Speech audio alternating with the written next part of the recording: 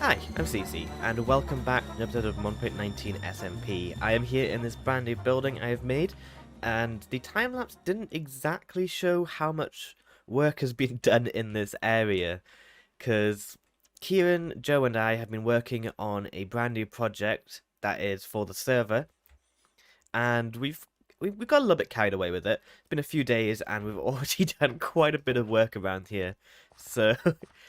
What this is a train yard because Kieran and I and Joe and everyone wants to make a server-wide train system that will connect all of our bases together. But that's a really big project to do, so we wanted to make a area for well, gathering the resources and stuff. And we've been getting a bit carried away with it, but it's been a really fun project so far. We started off over here in the smeltery building. This is a super smelter that Kieran has designed. It's not the most efficient in the world, but we wanted to go for something fun versus something, like, good. And I think it's safe to start here now. So the way it works is we've got a bamboo farm outside, which is constantly filling up the furnaces down here with bamboo to fuel it. And then this thing I'm planning on right now is a filling track to put in ores from the main line. So it will smelt the iron and gold we need for rails. And then we've got a smaller smelter down here, which is for just non-metals. And it seems like we're running out of bamboo here. That's not meant to happen. Also, the minecart's gone missing. Great. Anyways, over here, we've got the bamboo farm itself. And Kieran again built this. Kieran's kind of in charge of all the technical stuff, just because I don't know how to do it. But the way it works is it's just a standard bamboo farm with a flying machine up top that's constantly breaking it.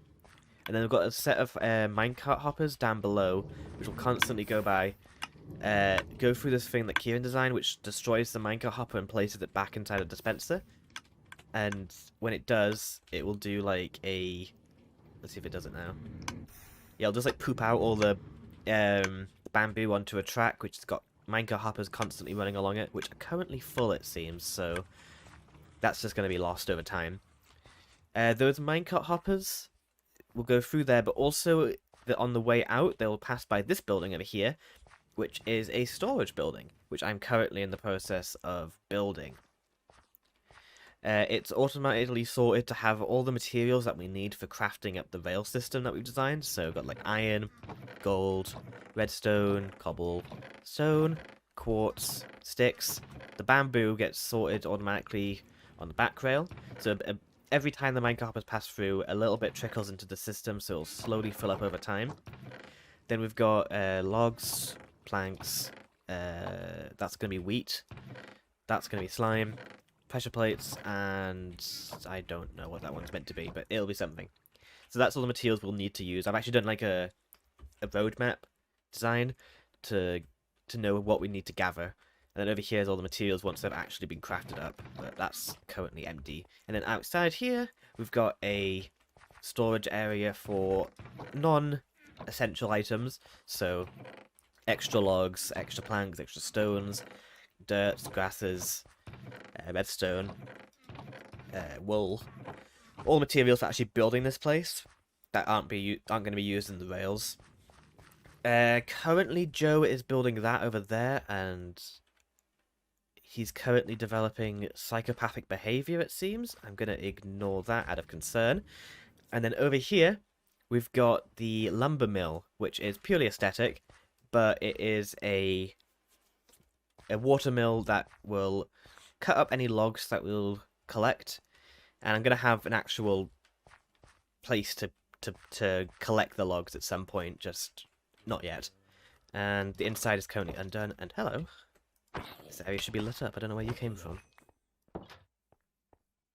I'm really, really proud of this building. I just kind of... Usually I test my builds in, like, creative mode, but this one I just did off the cuff. Actually, the time-lapse was me figuring it out. That's why it's constantly being revised during it. My longest time-lapse in terms of raw recording. Ow! Flame boat. Ow. And this building's kind of like... Sorry. This building's kind of strange because I went with like a really different roof than I normally build. Like I don't even know what style you'd call it, but it's got like a double trim, and then it's got like these bits here which are like almost, I don't know what you'd call them, but it just adds a bit of texture to the roof. It's the classic stone brick and spruce combo, but I've added some birch in to like really pop of color, and I absolutely love it. And it's also got a bit of birch on the sides as well. And this side bit here kind of looks like a barrel, which I think is funny. But it's nice to not build a triangle for a roof, because Stockholm's great and all, but all the roofs are identical. They're all just triangles, just pure A-frames, and it gets a bit repetitive building them, so it's nice to build something a bit more unique. It's still an A-frame, but less, uh, less straight. And then for the way to get up, I was like, how do I make a staircase with this roof design I've done in here? And it looks, I love building roofs. I think I'm currently in my roof arc of Minecraft, like roofs and ceilings. I couldn't think how to make a staircase up without ruining the look of it. So I thought, let's just add a tower on the side. You could go up. But I didn't want to put a roof on it, so I just made it like a little fort. And I don't know, it's a bit strange, but I like it a lot. I think it's just really neat. It's very different. Though if it was raining and you wanted to go to bed, you'd have to like quickly go outside in the rain and rush inside. And then up here, just got a carpeted floor because the rafters are like visible, and I couldn't figure out how to make it look decent without raising the floor. So I just thought carpet. I might do some furnishings inside here at some point, but for now it's just the bed. And you get a little peek outside into the great unknown. I've also put some buttons on the roof to stop any mobs spawning up there. And the back is exceptionally plain because no, it's not super plain actually. It's detailed, but compared to the front, it's kind of nothing. And also got a water wheel back here, which is kind of weird. Like, it's not a pure circle because the scale I chose, I couldn't get like a perfect circle that looked fine. So I thought, why not have a bit of a decorative one? The inside's a pure circle with these trapdoors to act as the water grabbers, but the outer frame isn't. And I don't know if that's actually a good thing in real life. Ah, baby. I don't know if that's a good thing to do in real life, but it's what I've done. God, there's zombies everywhere. But anyways, that's purely all for aesthetics. There's not a single functional aspect to that entire building, which is cool. So it's been a day since the last time I was actually on the server, and it seems that Kieran has been doing some work. He has been building an aqueduct to go make a sugarcane farm, and it looks really cool. I like it a lot. And I believe it starts over here where he's gone a bit extra. And he made like a chain or belt drive which will have buckets of water which will transfer, well, the water up top. Obviously it doesn't work, but it's just more of a explanation of how we get water over to that part of the train yard. And he went extra and decided to use shulker boxes for the belt, and it looks really cool. And it's not done yet, but it's very interesting. And I don't know if he's actually built where it goes to yet. He has, but he's done something weird. He'll have to ask him about it. But what I want to do now is I want to actually make that the roundabout here, so we can start connecting these buildings together. So, me, Kieran, and Joe have made a test world where we did all the development of the rail system, and here it is. It is very complicated, and it took a lot of R&D to try and get it to work, but it is functional now. Okay, I think the best way of explaining this is kind of going through sequentially how we figured the stuff out. So if I head over here next to the elephants and the frogs, or bees now, I guess, there were frogs there. We have this here, which is a little museum that Kieran made of the progression we have of designing the rail line. So we started over here trying to figure out how to make a junction, because junctions are harder than you would expect. Doing a junction with one rail line is easy enough. So having like a T-junction is as simple as having a lever. But if you want to have a four-way junction, or you want to have a multi-line junction such as this, so like you cross over a different line, it causes problems here where two separate lines intersect because of the way that rails work. So a rail's angle is purely binary, so it's either on or off. Off, on, off, on. But doing it for a four-way doesn't work because it needs to have three different directions, so you can't do an off-on stitch. So instead we had to try and figure out a way of making a junction that goes across the track, and we came up with, well, Joe and Kieran came up with this nonsense here. This is, I don't understand how it works, but it uses some real rail trickery, and it is functional, not here because of copy and paste issues, but it did work, kind of, but as you can tell, it's a bit of a nonsense. It's but the thing that came out of this the best was this. This here is the item sorter, and this is used to tell the cart which direction you go.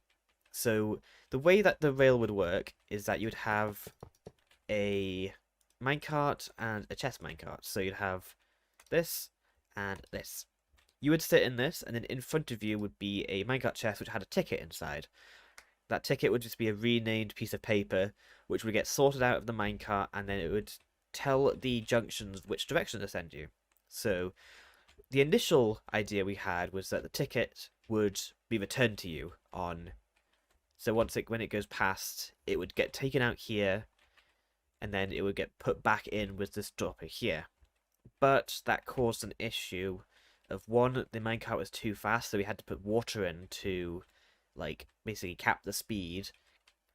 And also it had an issue where it meant that we'd have to have loads of sorters per junction because there'd just be too many tickets, like, for different directions, and each junction would have to have every single possible station sorter, which is fine for a small loop, but when you've got an entire server to have a like about 20 stations, that's not going to work. So, but before we solved that issue, we experimented more with junction designs, and this is, I think, I don't know who made this one. It's either Kieran or Joe. I think it was Kieran who made this one, which is the first draft of a four-way intersection.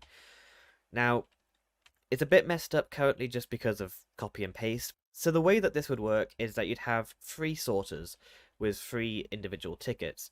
Each ticket would refer to a different direction you'd go, and it did work for one direction, but the issue with this was that it only worked if you were entering from this direction, which is fine and all if you're doing, like, a certain type of system, but for our needs, it didn't work, because it meant if you came from this direction, it just wouldn't work, because there's no way you could have all the lines work properly. So we had to come up with a different idea. So I came up with this over here, which is the more finalized, yeah, this is the final version of the roundabout system, and I'm really, really proud of this. But it had to overcome two main problems, which I have over here. So firstly, rails are stupid, and I hate them, and they're bad. Do you know that saying of never work with children or animals? Never work with rails. It's a bad idea, because rails are directional. Depending on the cardinal directions of north, east, south, and west, you would run into issues where rails will default. So, for example, on the cardinal direction of west and south, rails will default facing right, but on the directions of north and east, the rails would face left, which is stupid, and I hate it. The rails should just default one specific direction. But anyway, the way you'd have to get around that is by having to invert the signals on the specific rails. So on this one, you'd want to have it be powered, and this one would be powered, and then leave those ones unpowered, which is why in the center here, I've got two of them with just torches, and then two of them with, like, inverted torches. So that's an easy enough thing to get past, but it was a hassle it was a hassle before I figured it out.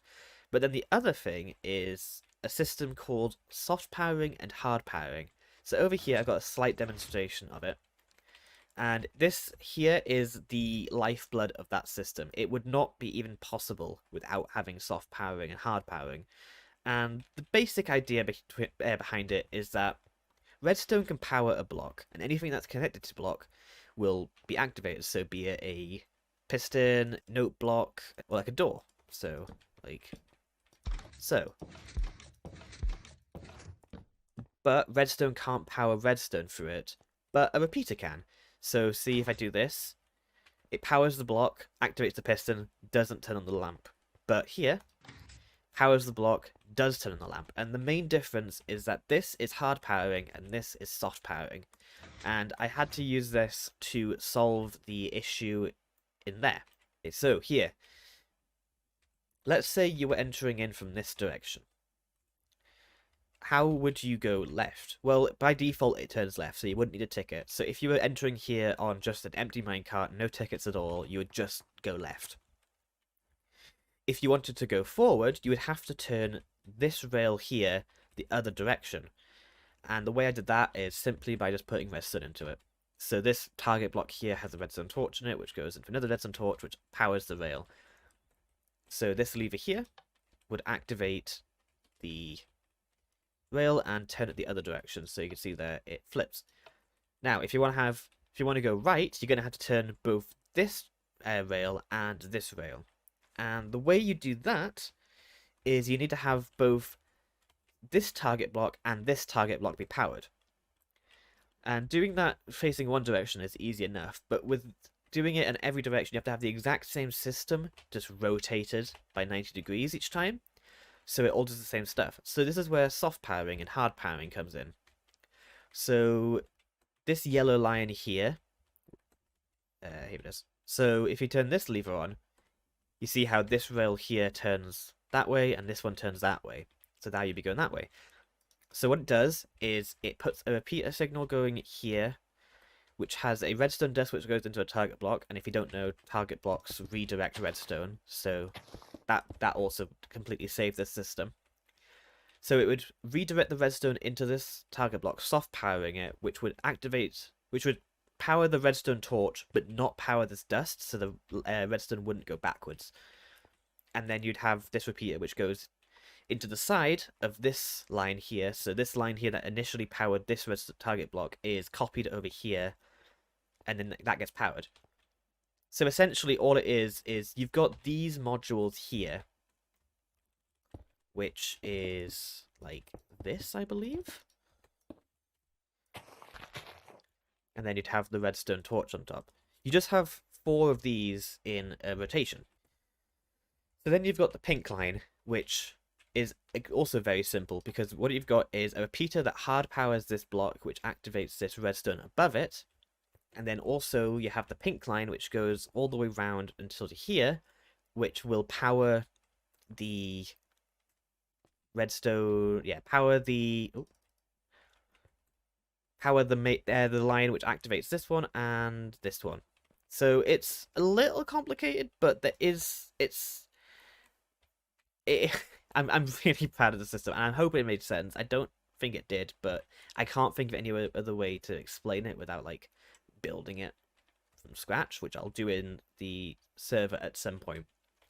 But this is the finalized system, except from the sorters, which we do change later on, because we end up coming up with a different system. Okay, so here is the main line. Oh, one thing I forgot is also the T-junction. This is the finalized T-junction that Joe came up with, which is essentially that system there broken apart and made into just a left and right system. And this is how we'll have the stations. So you'll have, like, say, Stalkcombe or like upper spawn here, which you'll just go along. If you have the right ticket, you'll turn left. And then this one, if you have the right ticket to go right, you would go this way, left, right, and then back onto this line. Be easier to show in motion. But we wanted to try and cut down on how many sorters were at each station, so we had to come up with a new ticket system. And the one we came up with involved using zones, kind of like real life metros. So what we did was we categorized each roundabout, one of these junctions, the 4 ways, we categorized each one of them as a zone. So this one here is zone A. That gold block tower over there, that's zone B. Then the That one over there is, I think, meant to be, I don't know, I can't remember. But each roundabout is a zone, and then each T-junction is a station. So, what you do is go over here. This is the station markup I made. And basically, you've got a bunch of barrels here with each having individual... So, yeah, the final destination you want to reach. So, for example, if you wanted to go to a place called Litterfall, you just have the Litterfall ticket. But if you wanted to go somewhere a bit more out of the way, you've got somewhere like the Swamp, which will require zone tickets. Okay, so let's do a quick demonstration of how the ticket system works. So I have here the tickets for Upper Spawn. So I'll just get the... So if you wanted to get to the location Upper Spawn, you need to have one of each of these tickets. And each chest has a different collection of tickets depending on what you need. We've optimized it the best we can. We think we've got the best option, but we don't know. Anyway. So, I normally would be on a minecart, but I'm going to go on foot just to sort of demonstrate the idea. So we'd go this way, all the way over to this T-junction over here. Now this T-junction has a sorter, which is for ticket Zone C. Since we don't have the ticket Zone C, we'll just default to going left. And we keep going this way, passing all of these sorters that don't match our ticket until eventually we reach this zone roundabout, which is Zone A. Inside each of these sorts we have tickets for Zone C, ticket for Zone B, and ticket for Zone A2, which is a different thing I'll get into later. Since we have the ticket for Zone B, it would go into this sorter here, and then turn this rail this direction. I can't demonstrate that just because I'm not in a minecart, but it would turn this rail here, make you go forward, and then keep going. And then eventually you would run into this T-junction, which I believe is the Upper Spawn one. So it would take my Upper Spawn ticket, and then turn me left. And then that would take me here, which is great. So that is essentially how the system works. I'll do an actual demonstration with a minecart. So Upper Spawn. So what you do is stand here, just press Q on each of the tickets once. That will put it into a minecart, which should come out in a second from up here. Yep, there it is, and it will sit on this minecart, or sorry, on this track, and have the two tickets in it. Then I'll take a minecart from here, sit here, and press the button. And we'll just go along until we reach the sorters. So, as I said before, this T-junction will just take us left, because we don't have a matching ticket. And there we go. And then if we keep going forward, we'll have the Zone B ticket taken out, which will send us forward. And then the Zone Upper Spawn will take us left. And we go here. Which is, I think that's the coolest thing ever. And this works for every possible station combination. And the way we'll figure out which tickets you need is purely depending on where you start. So this is from the Stockholm junction, right? Yeah, so if you were starting from Stockholm, you'd have to use these specific tickets. But if you wanted to go from, say, Fort Bricks over there, you'd have to have a different collection of tickets, and it's purely dependent on where you start from. There we go. It took a lot of work to get to this point, and it's impossible to fully recount the journey because I'm pretty sure it took like a month to design all this. But I'm so proud of it, and trying to build this on the server is going to take forever, but it is really cool, and I'm excited to get it done. But to do that, I need to actually build it on the server, so let's head back onto the actual SMP now. Okay, I have dug myself a hole to do the redstone inside of, and I don't know where to start with it. I think probably best place to start is by emptying my inventory. And then I've got the resources here. I hope this is actually enough. I don't know. I've not counted, but it should get me most of the way there. I do want to build this out of gravel at one point, but since I don't know what it's going to look like exactly, I'm doing andesite first, and then I'll just replace it with gravel once I have the thing fully built. So before I do anything, I need to figure out which of these is actually which cardinal direction I need to be, which of these need to be inverted or not. What I need to do is place a torch there. Which way is that facing? That's facing that way, so then if I was to turn this on, it would be the other direction. That's great. So I need to do inverted ones for these. Okay, great. That's the initial calibration done, figuring out which of the cardinal directions I need to account for. So next comes the initial input. So let's get the 4 terracottas out and some redstone dust. Yellow is the entrance line, then pink, then green, oops, whoops, and then blue. And then on each of these, need to have redstone dust. And then I need to do the lines that connect each of these. So just need some terracotta going each of these directions. Next comes the repeaters. So I need to have repeaters here and here to block the redstone from connecting to here. And then redstone dust that connects into there. Repeater, repeater, there we go. And then do the same on each of these. So you see how this is like just sort of the exact same thing, just rotating. It's really cool, I like it a lot. Repeater, repeater, redstone dust. And then I've got to put redstone dust on the end of all of these. Okay, great. And then next I need to dig down into the floor. Okay, and then the redstone for this will be dust repeater going into here, and then redstone dust going down here, and also I need to put 2 blocks here to stop them from connecting. And there we dozy, and I think that is essentially the system built up. So I'm going to quickly go get some levers. Do I have any on me? I do not. Okay, so yellow will make it turn forward, pink will make it turn right, and green will make it turn back. So now, so you see how the rails gets forward,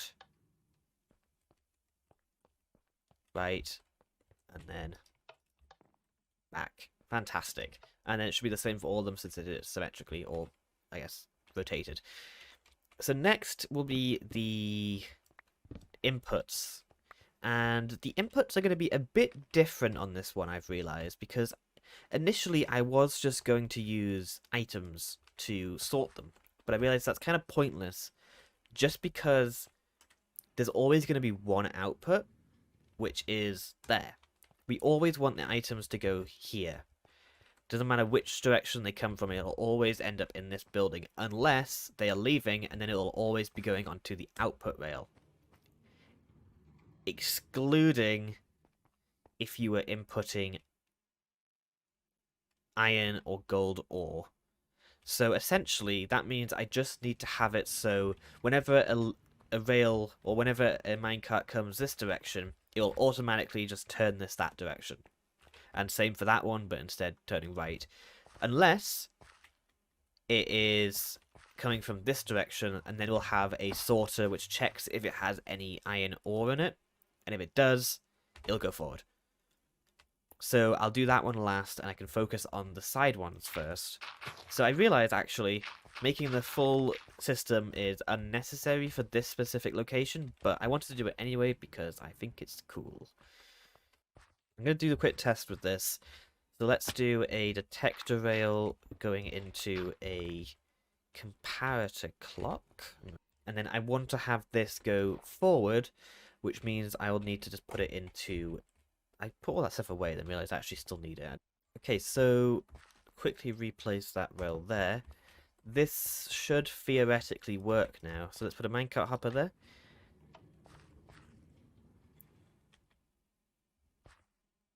Why did that happen? Ah. That needs to be a... there. So that was connecting up to the wrong line. Try that again. So that should only activate forward. It's reset, and there we go. Perfect.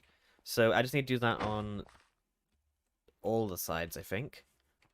And then I'll just have that as gravel, and then we'll figure out where it's actually going to connect up to the bamboo farms once we know, because that's Kieran's domain. I don't know how it works exactly.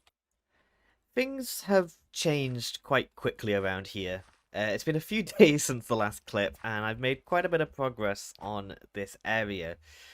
There's been an incident that happened between uh, now and the last clip, and I'll get into that in a bit, but for now I wanted to show you what I've done around this area.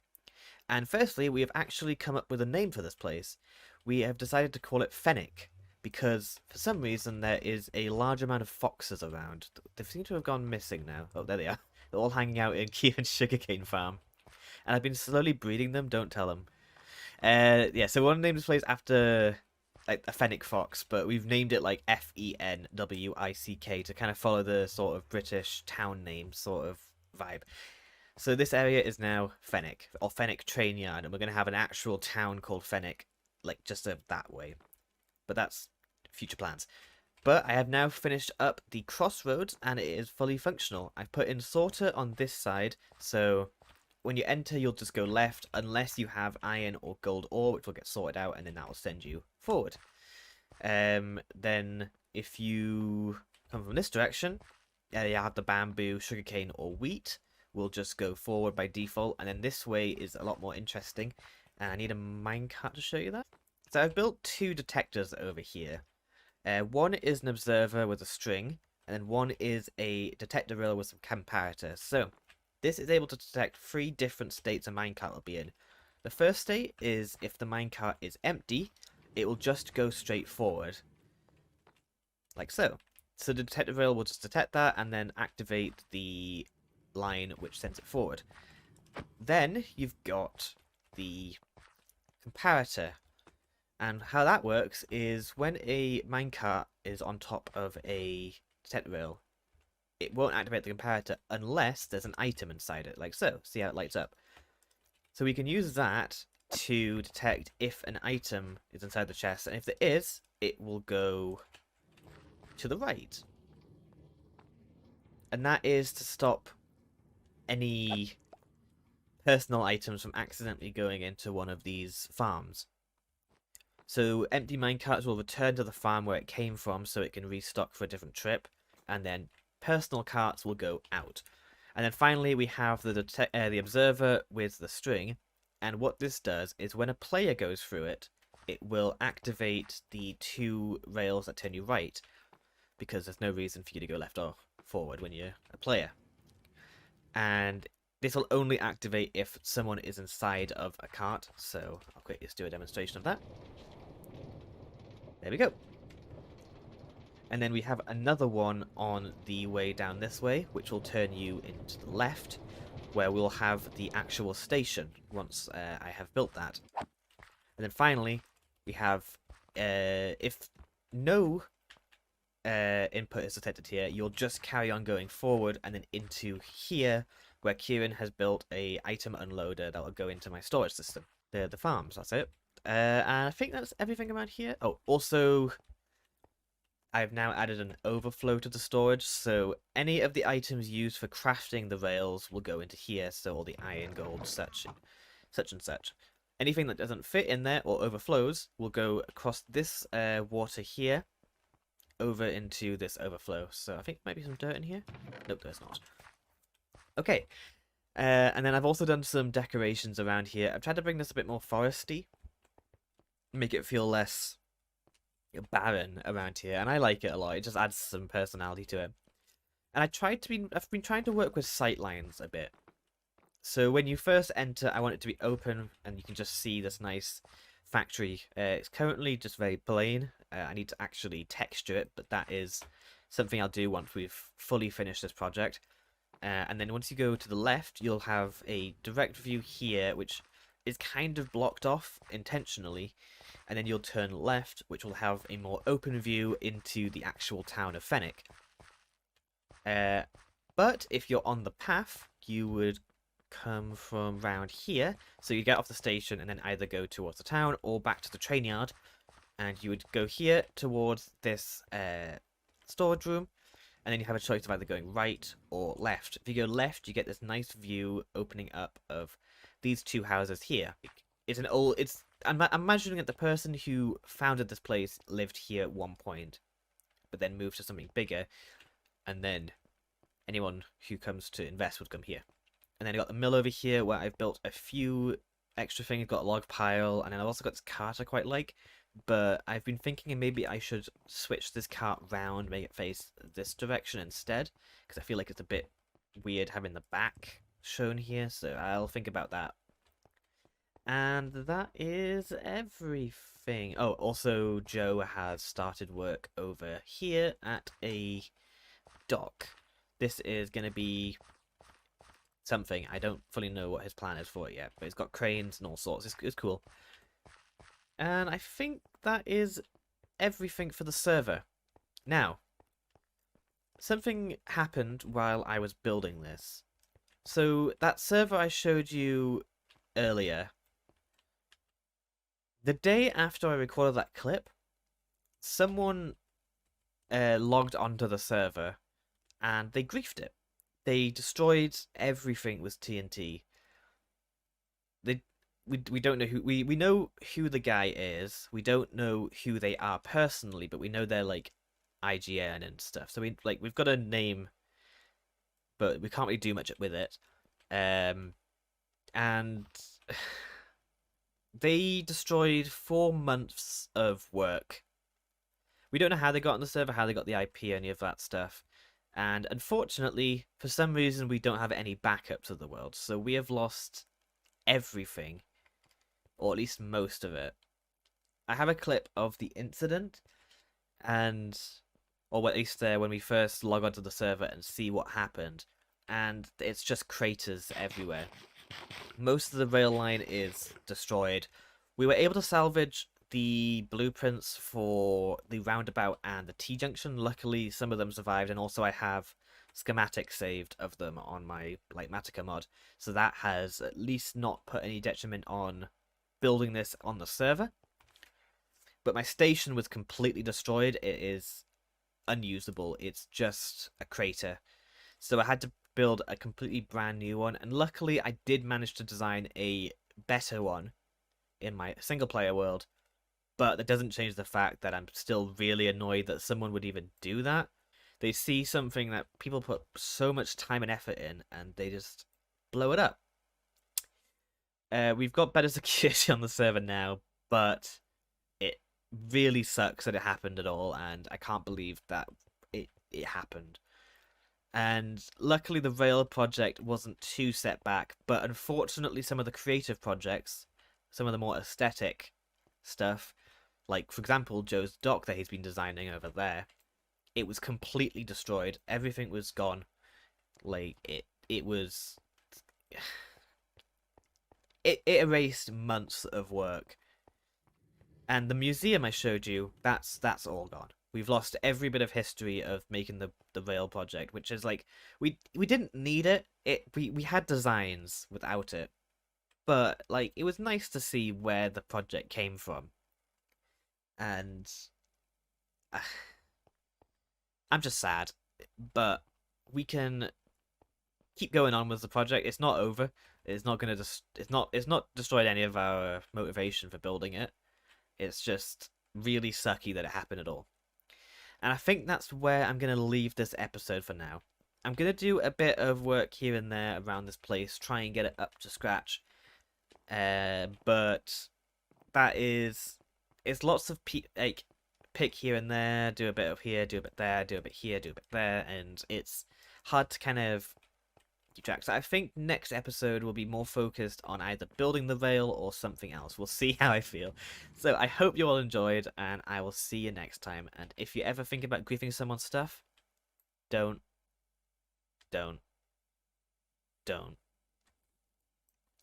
Bye.